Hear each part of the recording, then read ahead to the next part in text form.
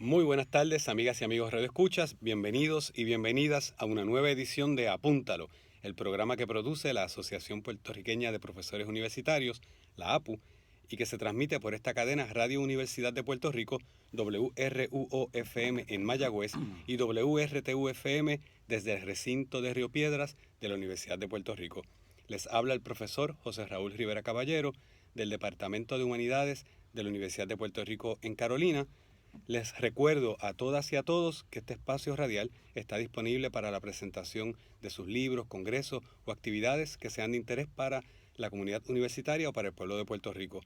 Para esos efectos se pueden comunicar con la APU al 787-758-8232, 787-758-8232. Le damos la bienvenida hoy con mucho placer al compañero presidente de la APU, el profesor Ángel Rodríguez. Saludos. Saludos, José Raúl, ¿cómo estás? Qué bueno estar aquí de nuevo contigo. Qué bueno, siempre un placer tenerte aquí y poder conversar un ratito contigo. En el día de hoy, el tema que nos interesa discutir es producto de una polémica que surgió en estos días, hace pocos días aquí en Puerto Rico, luego de un incidente que se dio en un café, cuando un maestro de nombre Hugo Delgado, Mi compañero Hugo Delgado. Compañero federado, confrontó dos figuras públicas, y casi una tercera, porque había un miembro de secretario de Finanzas o algo así del Partido Nuevo Progresista, pero estaba el senador Miguel Romero y el ex miembro del gabinete del doctor Ricardo Rosselló, Ricardo Gerandi, los confrontó con argumentos políticos. Eso creó una polémica en el país. Y parte de las respuestas que surgen luego de este incidente, que hemos escuchado en diferentes medios de prensa en Puerto Rico, es cuestionando que un maestro se comporte como se comportó el maestro Hugo Delgado, ¿no? Un poco cuestionando la militancia política de un maestro y fundamentándose, o por lo menos así lo escuché yo en varios lugares y por varias personas diferentes, que un maestro debe ser apolítico, que no debe tener posturas políticas. Y entonces, pues el tema que me gustaría discutir contigo hoy es justamente eso, la dimensión política del trabajo de los maestros y de los profesores, ¿verdad? La dimensión política de nuestro trabajo. Hay un aspecto político en nuestro trabajo, y eso, ¿verdad? Yo creo que tiene diferentes dimensiones, no es una sola dimensión. Así que me gustaría preguntarte a ti, tú como especialista en las ciencias sociales. Eso dicen, eso dicen. Me parece que es la mejor manera de comenzar esta pequeña conversación. La educación pública nosotros la damos hoy en día como algo dado, ¿no? Sí, Como algo que siempre ha existido, claro, pero no siempre ha existido la claro, educación pública, claro. y en sus orígenes hay un aspecto muy político de la... Eminentemente político, eminentemente. El proyecto de educación pública es un proyecto político. Pero, si me permite, a mí me gustaría hacer una recapitulación de lo que pasa con el compañero Hugo Delgado. No es que él entró a la cafetería a increpar a un ciudadano común y corriente por un interés específico de parte de Hugo Delgado. Hugo Delgado va primero como representante de un medio noticioso de una organización política a que todos tenemos derecho a participar como cualquier otro, y le hace un planteamiento político al señor Gerandi ante una indignación que la manifiesta Hugo, pero es una indignación que no solamente es de Hugo, es una indignación que se está manifestando a través de los distintos procesos que se están dando. Y le damos la bienvenida al compañero Rafi Feliciano, que se nos une aquí. Miembro de la Federación de Maestros. Compañero miembro de la Federación de Maestros. Y el compañero Hugo Delgado increpa a Gerandi como portavoz de una manifestación de indignación que tiene el pueblo de Puerto Rico. Y luego eso va escalando precisamente porque hay un alto sentido de indignación con respecto. No olvidemos que Gerandi es el mismo que firmó los documentos del contrato del almacenamiento de esos alimentos que no aparecían. Y me parece importante llegar ahí porque la gestión como maestro que hace en el salón de clase Hugo Delgado no es solamente una gestión que se da dentro del salón de clase. Los procesos políticos en el sentido mejor o en el mejor sentido de la palabra político no son del salón de clase, pero está incluido el salón de clase, están incluidas nuestras acciones, donde quiera que nos ubicamos. El proyecto, y regresando a lo que tú me planteabas, José Raúl, el proyecto de la educación y la educación pública es un proyecto político, es un proyecto que surge en unos momentos dados con un interés político, con un interés, y podemos ir desde el siglo XVIII si queremos, pero el programa son solamente 20 minutos y si empezamos en el siglo XVIII no vamos a llegar hasta acá, pero podemos hablar de Puerto Rico específicamente y el proyecto de la educación pública masificada, no la educación pública selectiva, no la educación pública para unos sectores, la educación pública masificada, como la que defendemos todavía, y nosotros como profesores universitarios, además del compañero Rafi Feliciano, profesor de las escuelas públicas en Puerto Rico, defendemos ese proyecto de educación pública masificada porque implica el desarrollo educativo de los sectores más empobrecidos.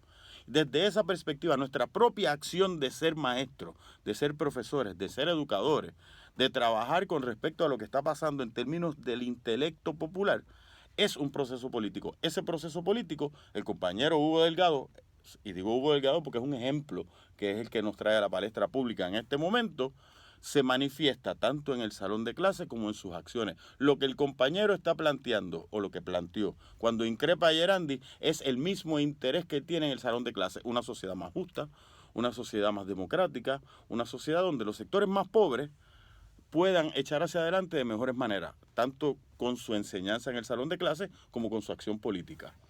Aquí, para darle la oportunidad al compañero Rafi, te voy a poner al día ahora rapidito de las primeras premisas que presentamos al comienzo del programa. Quiero ¿verdad? Resaltar que creo que debemos profundizar sobre esta cuestión de la dimensión política, ¿no? Porque en Puerto Rico la palabra esta de política se usa con muchos significados diferentes, ¿verdad? Que es lo que queremos decir cuando hablamos de la dimensión política en particular. Rafi, estamos partiendo la discusión a partir del incidente con el compañero maestro Hugo Delgado, cuando en una acción, ¿verdad? Política, Ángel mencionaba, y yo creo que es importante mencionarlo, el compañero maestro es un compañero militante sindicalmente, pero también es un compañero maestro que no esconde su militancia en un partido que es político, que es el Movimiento Socialista de Trabajadores, y su militancia a través de un medio de prensa que es un órgano de ese Movimiento Socialista de Trabajadores, que es Bandera Roja. Claro. Que su cara es muy visible porque él se consigue los medios, él hace un trabajo político.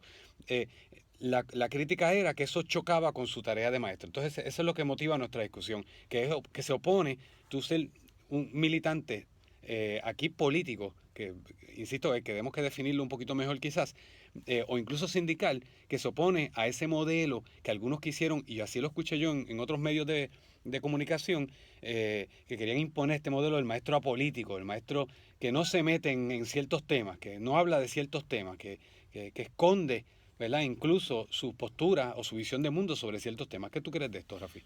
Bueno, en primer lugar, gracias por la oportunidad y un saludo a todos los radioescuchas. Yo diría, por lo menos me gustaría enfatizar en dos cosas. Número uno, para ese radioescucha, hijo de vecino que nos está siguiendo en la radio, hay que entender qué fue lo que pasó. O sea, si tú estás consciente de que esas personas son unos abusadores, que están allí chanchullando para cómo robarse el país, que son unos descarados, pues mira, a cualquiera se le hierve la sangre, más poco ocurrió, porque la verdad es que esas personas con sus acciones, es probable que haya muerto gente en este país producto de sus acciones. Y si no, por lo menos han sufrido increíblemente. Lo menos que se merecían era esa denuncia. Y hay que hacer una denuncia energética, con mucha energía, con mucha fuerza, porque la verdad es que son unos descarados. Y cuando ellos estaban allí reunidos, inclusive con uno de los principales recaudadores del PNP y con el candidato a la alcaldía por el PNP aquí en San Juan, el bandido de Miguel Romero, que fue parte del chanchullo. Que después se trató de despegar, salieron corriendo. Pues yo creo que hizo lo correcto. Ahora, sobre el segundo aspecto, precisamente el maestro, el verdadero maestro, tiene que estar vinculado a su pueblo y a las luchas sociales, porque el maestro es maestro en el salón y el maestro fuera. Pero ¿cómo es maestro afuera? Pues luchando por la justicia social, luchando por la solidaridad, denunciando los abusos. Por lo tanto, en última instancia, lo que él estaba haciendo fuera es una continuidad, y yo creo que los estudiantes de él deben estar orgullosos de que se atreviera, porque si algo tenemos que censurar es que en este país hay mucha gente que habla pero no hace. Habla por los corillos. No. Él habló, lo puso públicamente y enfrentó. Y en ese sentido, yo creo que eso es un buen ejemplo para sus estudiantes, porque si a ti te están pisando, lo menos que uno va a decir es hay. Pero si están pisando a miles de personas, hay que decir un poco más que hay. Sí, pero nuevamente tú partes de la premisa de que tu interpretación de lo que es la militancia política, de un sindicalista, de un militante Socialista en este socialista, que está hablando de justicia social. Pero cuando Ángel hace un momento hablaba del surgimiento aquí de la masificación de la educación a través del sistema de educación pública, aquí hubo era un proyecto político, pero no era un proyecto político ni socialista ni de justicia social. Claro. O sea, que el político no necesariamente significa que está de acuerdo con la visión del mundo que nosotros planteamos. Es que está promoviendo una visión, de una forma de organizarse socialmente y cómo se organiza el poder en la sociedad. Eso es correcto. O sea, que la escuela, la escuela pública, cuando surge el sistema de educación pública, y ustedes me reaccionan a esto, surge en el contexto de un Estado-nación que está buscando tener un instrumento para dominar socialmente las grandes masas y que favorezcan el modelo político, organización política y social que se está imponiendo. En Puerto Rico ese modelo está vinculado, sobre todo a partir de la segunda mitad del siglo XX, con el ELA. Claro, claro, no solamente con el ELA, está vinculado el proceso educativo, un proyecto político económico, vinculado a la formación del Estado Libre Asociado, a partir, en efecto, como tú dices, en 1940, a partir de 1948 que comienza el proyecto Manos a la Obra, pero también con el proyecto económico, con la necesidad de unas destrezas técnicas, de unas destrezas que requería un proyecto educativo para que se desarrollara ese proyecto de industrialización en Puerto Rico. Y en ese sentido, eso fue en cierta medida un proyecto exitoso.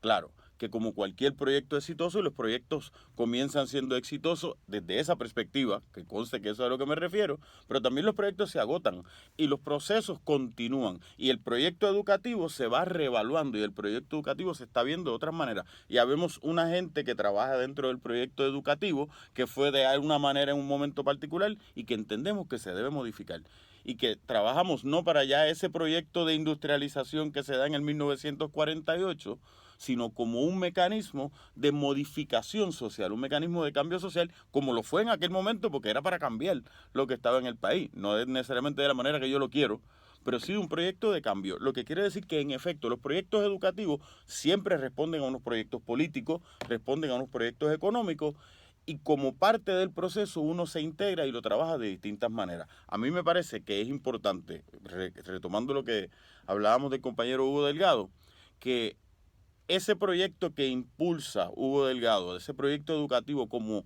mecanismo de cambio social en Puerto Rico desde la perspectiva de los sectores más empobrecidos, de los sectores trabajadores, es parte, como decía Rafi, y que esto también debe ser un espacio para que los estudiantes del compañero Hugo Delgado, si dentro del salón de clase el compañero es injusto, el compañero es antidemocrático, que lo cuestionen, y eso es parte. Cuando yo me tiro a la calle y yo participo y exijo democracia, yo me someto al escrutinio público, no solamente de la gente que está afuera, sino también al escrutinio público de mis estudiantes, que me pueden cuestionar, y eso es parte importante del proceso educativo, y eso es un elemento que siempre debe estar contenido. Aquellos estudiantes que se sientan que cualquiera de nosotros que trabajamos como activistas educadores o educadores activistas, de cualquier manera que lo querramos decir, tienen que tener toda la libertad de cuestionarnos y nosotros tener toda la voluntad de aceptar ese escrutinio público, porque ese es parte del trabajo educativo y el trabajo político, que en ese momento dejan de ser dos cosas separadas.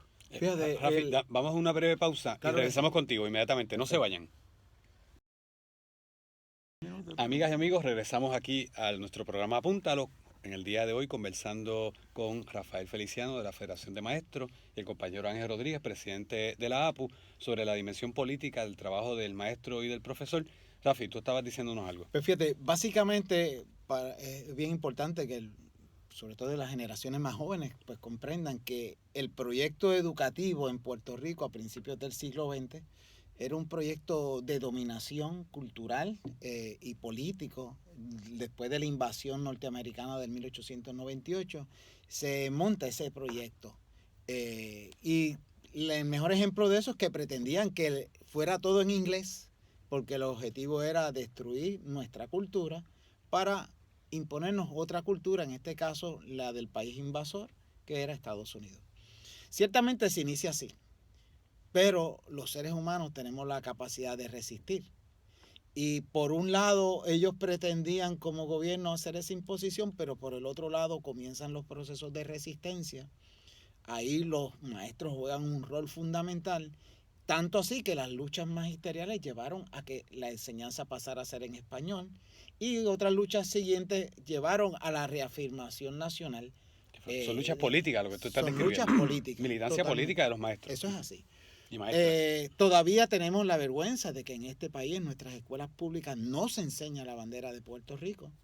En nuestras escuelas públicas lo que se enseña es la bandera del ELA, la bandera colonial, que el azul es el azul marino de la bandera americana. Pero eso es en los libros, porque los maestros y maestras en Puerto Rico enseñan la bandera de Puerto Rico y transmiten cultura. Lo que quiero traer es que desde la escuela, desde el salón de clases, desde la comunidad, nosotros tenemos la capacidad de crear otro discurso. Y eso se está construyendo. Y yo creo que desde ese punto de vista el magisterio está haciendo unas grandes aportaciones. Y en este caso particular que estamos hablando del compañero Hugo Delgado, él es un ejemplo viviente de esa resistencia que se da desde nuestras escuelas. Por ejemplo, en este momento el Departamento de Educación lo que le interesa es, en pocas palabras, que la gente sean como robots que le sirvan al sistema. Pero Hugo Delgado y otros compañeros plantean que no, que lo fundamental aquí es la educación, para que ese ser humano comprenda su realidad, se comprenda a sí mismo y crezca en un sentido amplio de la palabra. Por lo tanto, una cosa es lo que el Estado pretende, pero otra cosa es lo que ocurre en nuestros salones de clase. Hace un tiempo, un maestro de la universidad, él falleció, él era jesuita, olvidé ahora el nombre de él. Fernando Picó. Fernando Picó, él escribió que si nosotros lográramos que el magisterio cobrara conciencia social, eso implicaría una transformación enorme para nuestro país, porque en última instancia el maestro transmite lo que él es. Para nosotros en la federación y para todo el país es fundamental seguir elevando el nivel de conciencia social, el de conciencia solidaria, el de conciencia, como te digo, de hermandad dentro del magisterio, como una palanca importante para la transformación de este país y para poder superar los límites que nos impone la sociedad mercantil capitalista que nos domina. Y ahorita tú hiciste la distinción entre la militancia fuera del salón y dentro del salón, ¿verdad? Que estuvo interesante. Ahora estás explicando un poco cómo los procesos de militancia, incluso dentro del salón, han transformado este país. Han transformado, nadando contra la corriente, porque es nadando en contra de lo que es el proyecto político del Estado a través de la educación pública. Pero hay un límite a ese militantismo de los maestros, de los profesores, o todo es válido. Fíjate, yo te diría que hay límites. Hay unos límites. Y eso es tanto en lo político como en lo social como en lo académico. Por ejemplo, si un estudiante mío no sabe sumar y restar, yo no puedo pretender que esté dividiendo. Si un estudiante de inglés pues apenas tiene un vocabulario sencillo, yo no puedo pretender que esté leyendo una novela. En lo académico hay límites, porque tú tienes que aprestar, tienes que crear las condiciones para que no sea una cuestión unilateral de que yo imponga, sino que sea una relación recíproca, ¿verdad? En el ámbito político es igual. No es yo llegar allí a yo imponer un libreto. No, es a que pensemos. Porque el objetivo del maestro es que pensemos. Que el Estado no quiere que la gente piense. Eso es un problema del Estado. Por lo tanto, ¿cuál es el límite? El límite es el nivel de cultura, de conciencia que se vaya desarrollando históricamente, que en algunos momentos nos va a permitir ir más lejos, en otros menos lejos. A esto se le complica el asunto de la edad, el asunto de que hay distintas materias, pero no hay una barrera entre dentro del salón y fuera del salón. Eso es lo que el gobierno quiere, que haya una barrera, que tú hables de justicia en el salón, pero que afuera seas un boca abajo. No, nosotros tenemos que luchar por la justicia en el salón, la justicia en la relación con nuestros estudiantes, como un modelo para lo que queremos hacer fuera, porque esa es la linda. Hábleme de cosas buenas aquí, pero que en la calle quédate callado y haz lo que me dé la gana. No, hay que luchar por la justicia dentro del salón y fuera del salón. ¿Y en la universidad? Sí, yo te diría que El límite es respeto y responsabilidad. El respeto a la diferencia, el respeto a los estudiantes y las estudiantes dentro del proceso político educativo en el sentido más amplio, y la responsabilidad con respecto a cuáles son mis tareas. Mis tareas, en el caso mío, es mucho más sencillo. Yo enseño sociología, yo enseño ciencias sociales, que el proceso político está intrínsecamente esa es la ligado. materia. Está en el prontuario. Claro. Sin embargo, si yo enseñara matemática o enseñara física, enseñara el área de la ciencia, como enseñaba Rafi, pues tengo que buscar el balance en yo cumplir con la responsabilidad académica de unas destrezas específicas que tienen que aprender el estudiante, ya sean de escuela elemental, de escuela intermedia, superior o universidad. Eso es responsabilidad y eso es respeto para con los estudiantes. Fuera de eso, el proceso político está intrínsecamente vinculado a lo que nosotros estamos haciendo. Y fíjate, Ángel, y lo que hagamos fuera tiene un efecto bien positivo al salón de clase. Te voy a dar un ejemplo. Cuando yo estaba en la Escuela Superior de Calley, yo era parte del movimiento para sacar la Marina de Guerra de Estados Unidos de la base militar Rupert Rowe en Vieques, por el crimen que estaban cometiendo allí. Y de hecho yo estuve en prisión varios meses. Pues alguien dirá, no, pero eso está separado. No, ese buen ejemplo ayudaba a los estudiantes a fortalecerse ellos como seres humanos, y al fortalecerse como seres humanos se fortalecían también en el área académica, porque el ser humano es una totalidad. En ese sentido, lo que el maestro haga afuera repercute positivamente dentro del salón si hace cosas buenas. Y si hace cosas equivocadas o se calla la boca, entonces el estudiante dice, mira qué bueno, que mucho habla, pero no hace nada. Y entonces lo que aprende es que hay que ser boquiabajo. No, hay que ser consistente fuera y adentro. Hay una parte de una canción de Didi, que a ver si todavía está vivo, ¿verdad? Estás esperando todavía un álbum de él, que decía que su diploma de cuarto año había sido por Víctor Fajardo. Claro. Pues, mira, que puede ser negativa esa influencia. Claro que sí. Y yo sé que nos queda poquito tiempo, Raúl, pero hay un elemento que me parece importante que tú lo trajiste al comienzo. Esta concepción del educador o el maestro como neutral. Mira, es bien importante que estemos claros que esa neutralidad no está en neutralidad.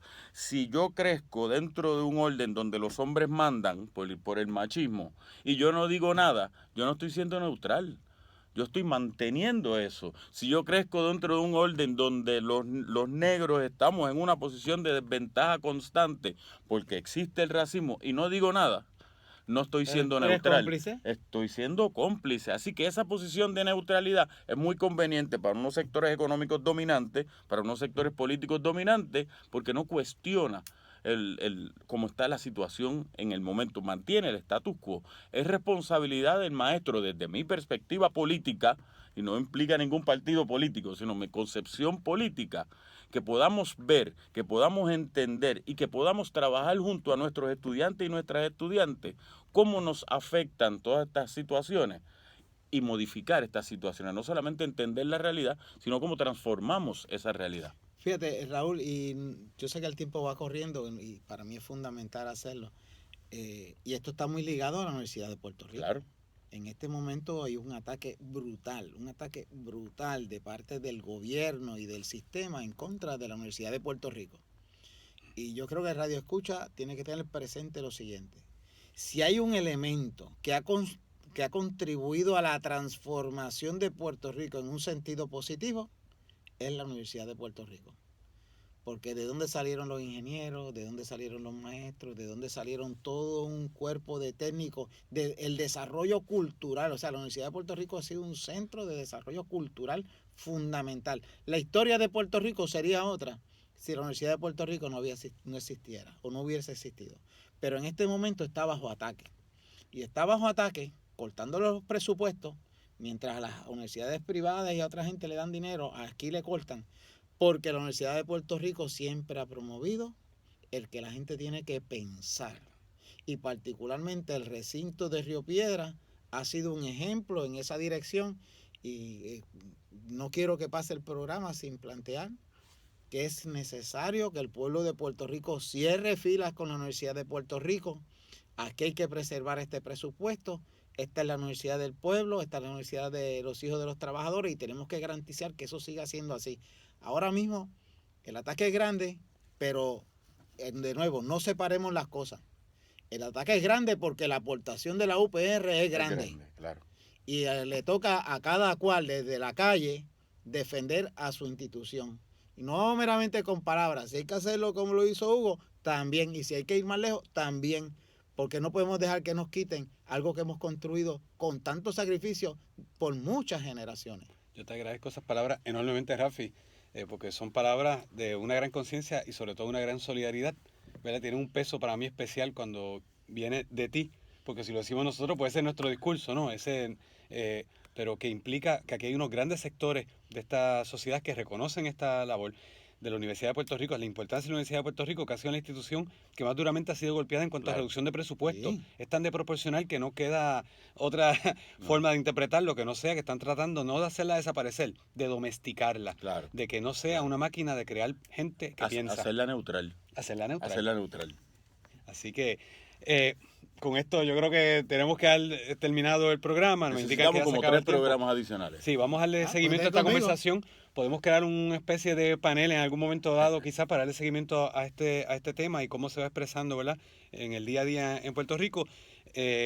No me quiero ir sin darle las gracias a Cristian Torres, estudiante practicante de la UPR en Carolina, Departamento de Publicidad Comercial, que estuvo asistiéndonos, ayudado por nuestro técnico de siempre, compañero, siempre nos apoya, Fidel Arocho. Muchas gracias a ambos. Gracias a ustedes por escucharnos y será hasta la próxima semana.